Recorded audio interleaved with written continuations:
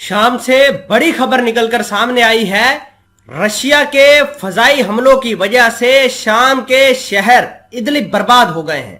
روس نے آج تازہ ترین کارروائی کرتے ہوئے شامی شہر ادلب کو نشانہ بنایا ہے، جس کے نتیجے میں کم و بیش 11 افراد جاں بحق ہو گئے ہیں۔ ان بم حملوں میں 34 سے زائد افراد زخمی بھی ہوئے ہیں، جن میں ایک پرہجوم بازار کو نشانہ بھی بنایا گیا ہے۔ ہنگامی امدادی رضاکاروں کے ایک گروپ کے مطابق روسی جنگی طیاروں کے شمال مغربی شام میں ادلب پر متعدد فضائی حملوں کے بعد 11 افراد جاں بحق جبکہ سینکڑوں زخمی ہوئے ہیں، اور مرنے اور زخمی ہونے والوں میں خریداروں اور تاجروں کی بڑی تعداد شامل ہے۔ شام کے سول ڈیفنس، جسے وائٹ ہیلمٹ بھی کہا جاتا ہے، اس نے دعویٰ کیا ہے کہ آج ہونے والے حملوں میں مشرقی ادلب کے دیہی علاقوں میں واقع شہر جسر الشغور شہر میں سبزی منڈی کو بھی نشانہ بنایا گیا ہے۔ الجزیرہ کی رپورٹ کے مطابق روسی جنگی جہاز سکھوئی 24 طیاروں نے ادلب شہر، بنین شہر اور اربعین کی پہاڑی علاقوں کو 5 حملوں سے نشانہ بنایا، جبکہ ایک روسی جہاز سکھوئی 34 نے جسیر الشغور کے بازار کو نشانہ بنایا ہے۔ 21 سالہ ریڈا حجیج، جو کہ پرانا سبزی فروش ہے، اس کا کہنا ہے کہ بازار کو نشانہ بنا کر اسے خون کے تالاب اور متاثرین کی باقیات میں تبدیل کر دیا گیا ہے۔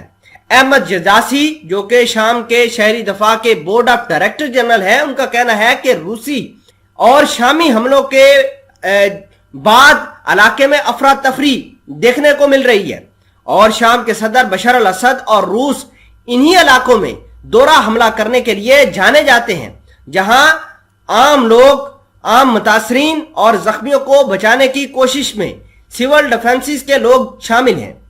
ادھر برطانیہ میں قائم شامی رصدگاہ برائے انسانی حقوق کے سربراہ رامی عبد الرحمان نے خبر رساں کو بتایا کہ جسر الشغور میں روسی فوج کے فضائی حملے میں 6 عام شہری مارے گئے ہیں، جبکہ 3 باغی جنگجو بھی ہلاک ہوئے ہیں۔